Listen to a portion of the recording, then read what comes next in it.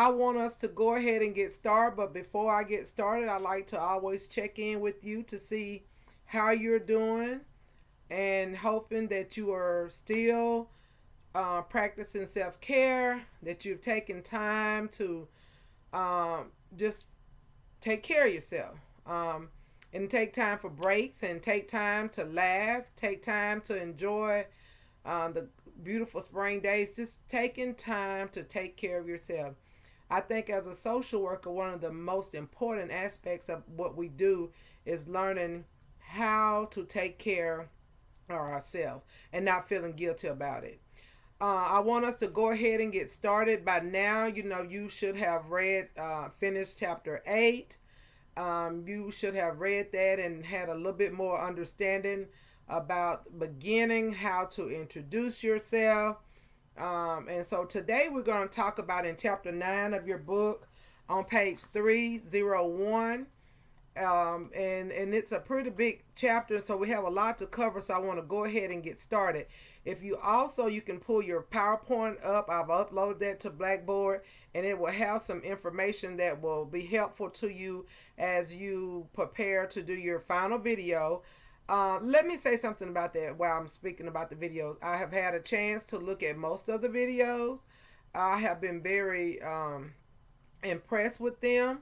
But I'm going to challenge you, and I want you to know that your final video, I need for you to be fully prepared and fully, when I say prepared, I want you to dress for success. I want you to be able to look like a professional. I want you to, look the part, speak the part, and act the part. Let it be natural. And I'm sure we'll talk about this during our Zoom presentation. But anyway, in preparation for your final video, I want you to be relaxed, as many of you were, but I also want you to dress for success. Play the part, be the part, speak the part, dress the part, okay? So now you'll hear that again. Let's turn to page 301 in your book. And I'm going to start with the introduction. We're going to talk about exploring. And some of you have already done that. I was looking at your videos and we've talked about different things. And that's exploring, exploring is a skill that is used in social work to gather information, to get information from your client, to get information about their thoughts about a situation, about their feelings, how they feel about themselves, how they feel about the problem, how they feel about life, and it can be in the social content or environmental, but it's just that part where you, as a social worker, you dig a little deeper, you explore, trying to get some information from that client to see why are they there in front of you. Now, sometimes that's very challenging because clients may be present with you, but they're not ready to talk about their problems. So it's going to be imperative that you understand this, the tools that you can use to help get that information that you need. Now, that takes for they have to trust you first.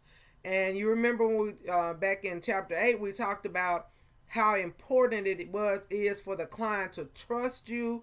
That you establish the purpose of your visit, and we talked about how important it is to build that good rapport.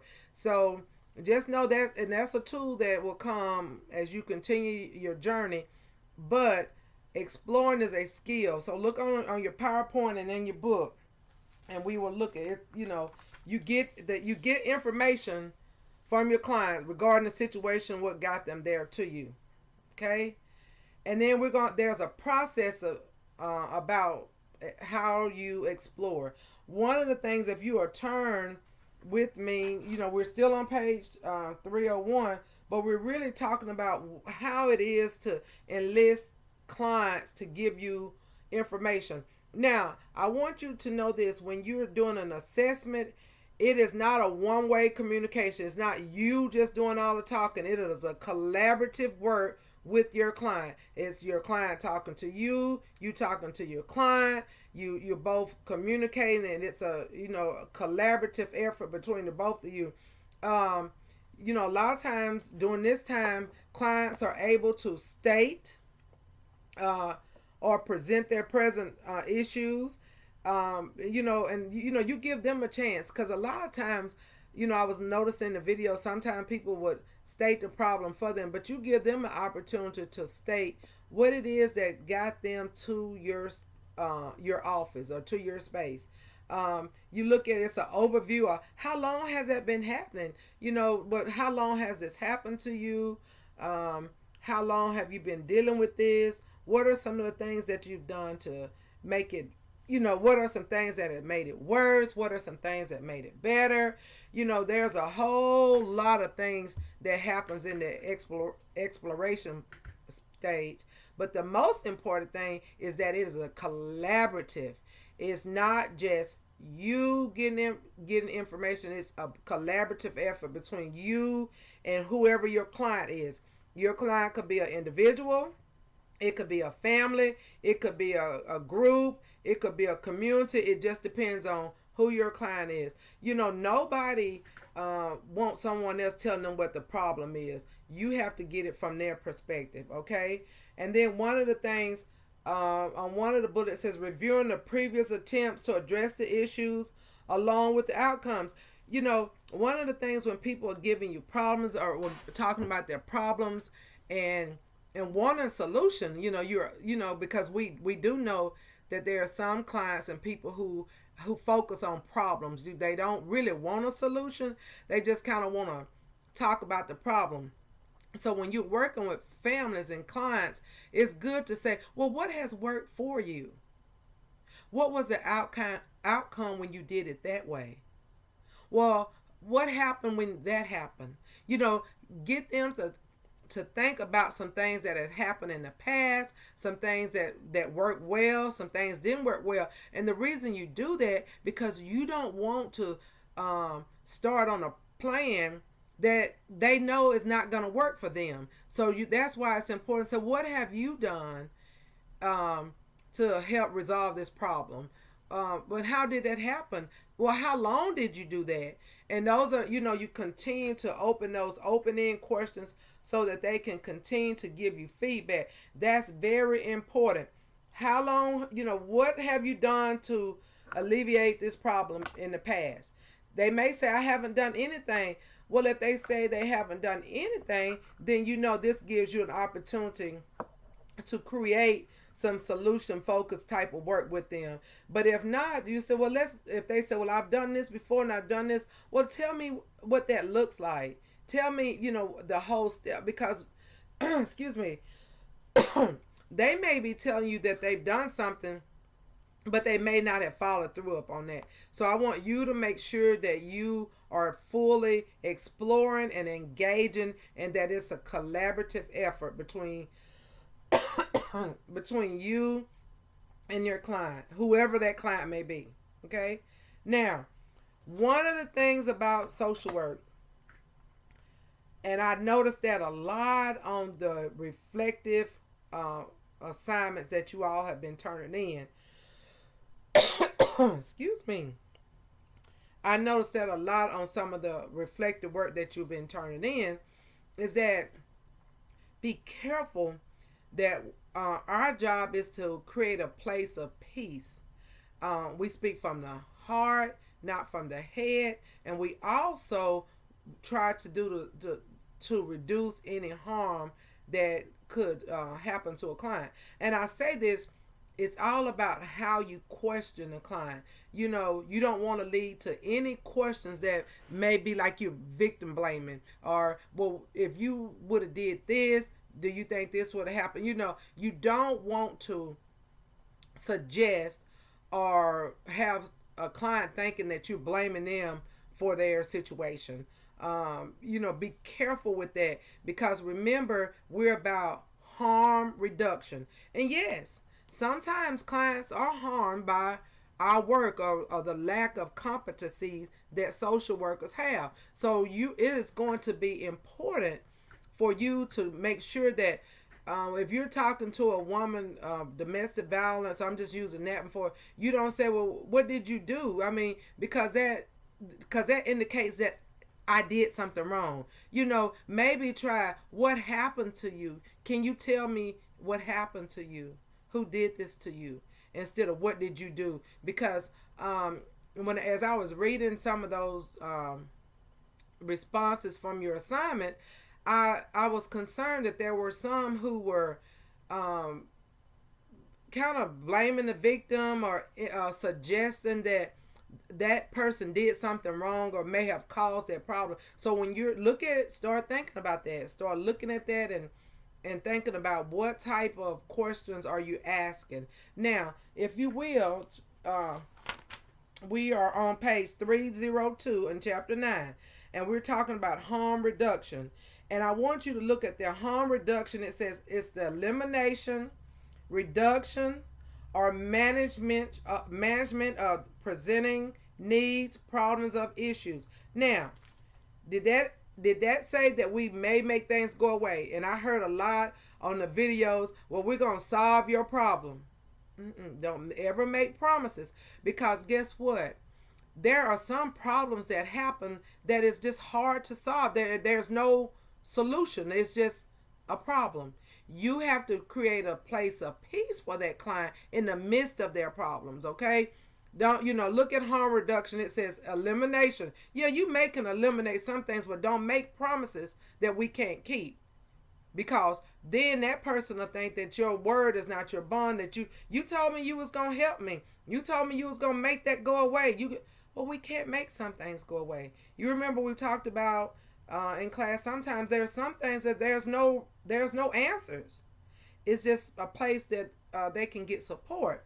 Now, one of the things as we're doing this, we're looking at enhancing well-being. How do we do that? How do we take a person who come to us who are so broken and hurt and confused and have no direction or don't know what to do? What do we do? We reduce their harm, and we try to enhance their well-being. Look on page 302. Enhance well-being says it contributes to a better quality of life and enhance a sense of well-being. Now, look at that. That says I may not be able to eliminate that problem or make it go away, but let's see that the work that we do together can make life a little bit better for you. Okay? Don't make promises that you can't keep. I know that some of us we're the superhero, but we got to be careful, because we don't want to make a claim that we're gonna do things better, we're gonna make a problem go away or make life better, because it's some stuff, y'all, it's there. We got to deal with it, and it won't go away, but it won't have that same impact on us as it once had, it once was before. So just make sure you know that. Now, when we are thinking about enhancing well-being, we consider that person, and we consider that person in the environment. I love the person in the environment, because there may be some environments that won't ever change, but we can get that person to a healthier state of well-being in the midst of that place, as long as it doesn't threaten their life or danger. So we have to look at that from the person in the environment. How can I make this, are there some social and physical things built in the environment that may prevent you from making a drastic change? Or are there people, places, or organizations, or resources, or community? So you have to just think about that when you're looking at a person in that situation. You have to look at everything. That's how we enhance well-being, by looking at that person in the environment. And that includes the physical environment. It includes social environment, those that are built, some that are natural, just and we're going to get a little farther into that farther on into our discussion, today's discussion.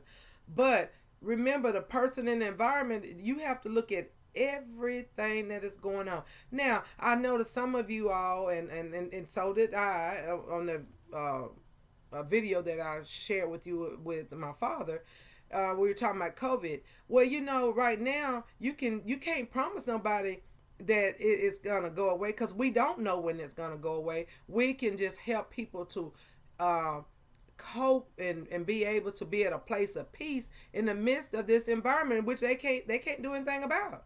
You can't do anything about it, but you can teach coping skills, and you can give them something to enhance their quality of life. That's what it meant, enhance their well-being in the middle of a chaotic world. Okay. And that's what our roles are as professional social workers, is to do the least harm, okay, and enhance the well-being. Please know that. And if your work with these families, communities, or individuals is creating harm and is not enhancing well-being, then you're not practicing social work, because that's not what social work is about. Okay. Now, look on page. If you look with me on page 303, and we're gonna look at that biopsychosocial life sphere, and I found that very interesting, because it's also used, and that's on page 303, and it's figure 9.2. It also uses the person and environment perspective, and doing this exploration process. So let's take a look at that. It helps you identify the strengths, the things that they have, the challenges that they may have, and any obstacles, and we're looking at it from the biological. What type of things are going on from a biological dimension? And you find that on 303. Are the reason that these person is experiencing these problems, is it based on hereditary? I noticed that a lot of the videos and the second videos, some people use drug addiction or alcoholism and things. Then if you're looking at that person and environment, then you have to look. Okay, is if you believe that drug addiction and alcohol is a medical condition, or it's something that could be hereditary, because sometimes alcoholism and drug addiction runs in family. So you have to look at it from that person. Where did they learn their coping skills? Where did they see that it's okay? I think I remember somebody's video said that somebody had been drinking since they were 10 years old. Where did they learn that at? Where did they get that alcohol from? Was it readily available? Was that part of their environment? So you have to look at all of those things before you make a decision. But biological, is this related to health, wellness, any type of injuries? Are we looking at genetic factors? And you can find this on 303 in your book. And also the psychological dimensions, such as their perception of the problem, their beliefs, like their cognitive beliefs about how did we get here, what can I do, what are my thoughts, what's my knowledge, what do I believe about it, and then their attitudes, and then one of the most, what are your expectations from me being involved, the social worker involvement. So you want to, you need to know what is the psychological dimension of your client. That's important to know, because if you don't, you're working with somebody who has no expectation. They don't expect things to change. They don't have an attitude that is changed, and then they're not even their thoughts and beliefs about others is just all over the place.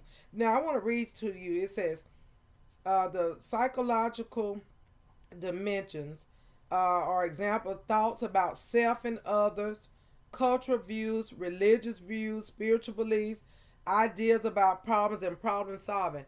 That's important to know, because all of those examples play a part in how is this person going to heal or get to a place of enhanced well-being in their situation. You got to look at what are their beliefs about it. Okay, so you read that and really do some soul searching on that. And then you have to look at the physical environment. It says, for example, climate, weather conditions, access to water, access to housing, air, food, clothing. Think about this COVID-19. Think about how this is impacting individuals. Think about how this is impacting people biologically. And then you think, well, Miss Neighbors, what do you mean? Well, biologically, how does depression run in that family? If there's a history of depression, coping skills. You know, what are the social environment? Because right now there's so much physical environment things going on that people not able to handle and cope with that. So make sure you have an understanding that the physical environment plays a very vital role sometimes in how you enhance that client's well-being. Okay, so know that that's some good stuff right there. Again, you can find that on page 303. Now, as we think about this, I want you to turn with me, if you have your books with you as you're going through here, to page 304, that table on table 9.1. And so this gives you an outline of selected biopsychosocial and environment dimensions that you need to know. Because you need to know when you're talking about biological, we may be talking about hereditary things, predispositions to different things. There are some people who are predisposed to having certain ailments. I like to give this example here. I believe, that I was predisposed to having hypertension.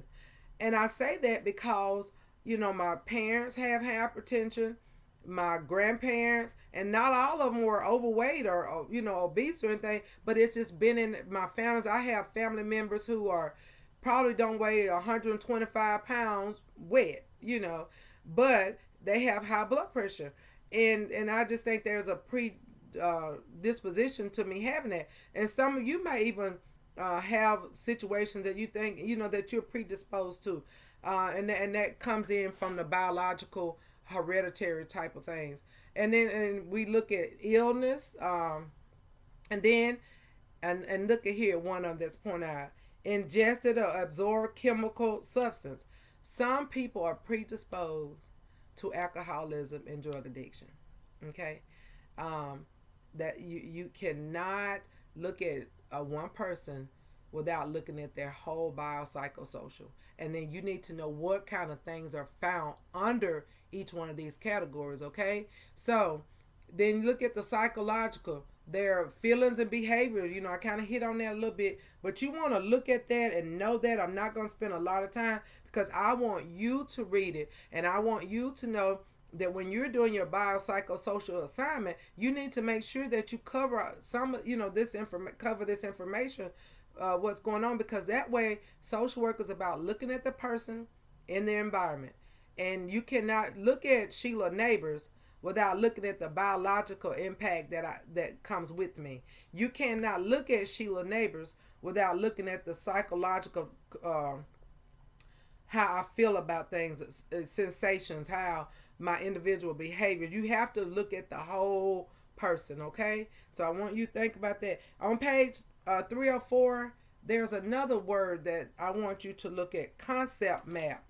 And this is really, I have used this some in practice, and I found it very helpful. Okay, because it provides a visual for your client to see what is happening. And a concept map is a graphic illustration that captures significant and relevant information. Now, sometimes people call them timelines or journey lines or whatever, but you call it whatever you want, but it's a graphic illustration the client's life and events. Okay, it's used to organize people's thoughts and observations and the person, issues, and the situation. It's just a useful exploring tool that you can use for assessment and contracting phases. So it would look like this. That you could have, like if it's I'm gonna take.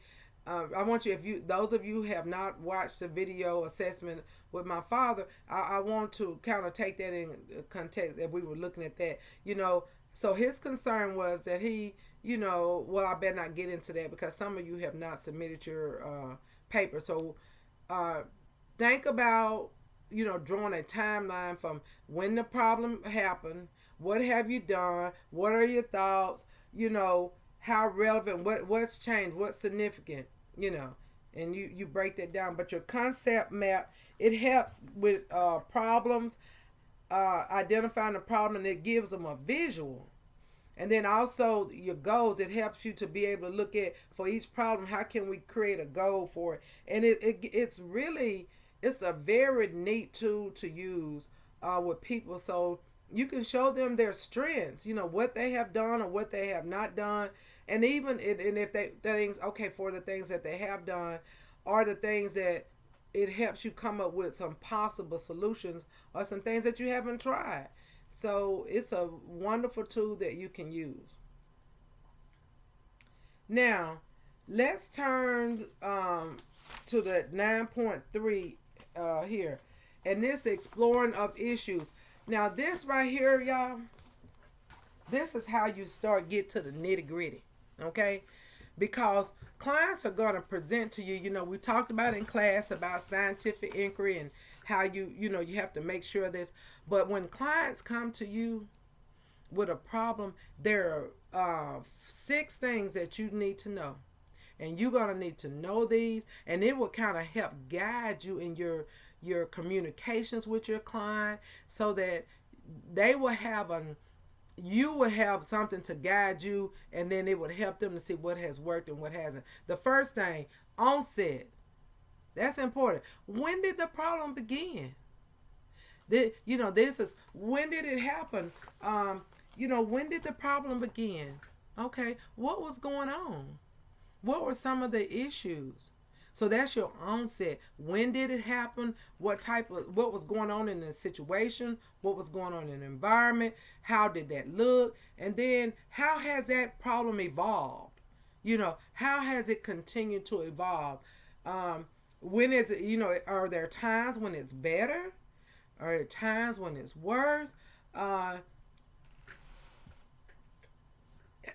evolution part of it explores the developmental course of the issue, and it says, like I said, you can look on your PowerPoint, but one thing is, it addresses how people cope with the issue, and has it gotten worse, has it gotten better, or is it the same, and how is it evolving. And if you start to put that on a map or put that out somewhere to help you explore the issue, then you can see how long that client has been dealing with this. Then you go in frequency. How often is this happening? How many episodes? How often is this issue occurring? Is it every day? Once a month? Is it every hour? It depends on the situation. Then you have to find out what's the frequency? How often is this problem happening, and how often they've been dealing with it? And then the situational, are there certain things that are happening in the environment that creates this problem? For example, I'm going to take hypertension. If my blood pressure is up, well, one of the first things I want, when did you start having a headache, Miss Neighbors? Okay. How often? Well, maybe just once every 3 or 4 months. So what were you eating? What did you have? Well, that's another story. But anyway, you want to know, when, where, and how. Well, how often are you eating whatever it is that you're eating? I'm going to tell all myself I was eating some pork rinds. How often do you do that? Oh, just whenever. Well, if I keep doing that every other day, then eventually that's going to cause my blood pressure to go up. So, and then you have how severe is it? How's it intense? Is your head hurt? Is it severe? Is the pressure in your face and your neck? Is it impacting your eyes? How intense is it? Does light, sound, noise, and then you start, because then you begin to get the client to trust you and talking, because they like, this lady is really getting into what's going on. So you want to make sure that you're doing it, exploring the issue. And then your next duration, well, how long does it last? Well, how long does it last? Well, how long are you having these feelings? How long are you having trouble seeing? How long are you having trouble with light. How long, whatever it is that they told you, then you have to make sure that you explore that. It's, you know, you have to make sure that you continue to um, explore how intense and how things are. So that's very, very, very important. Okay. Now I'm gonna take a break for a minute, and then I'll be right back.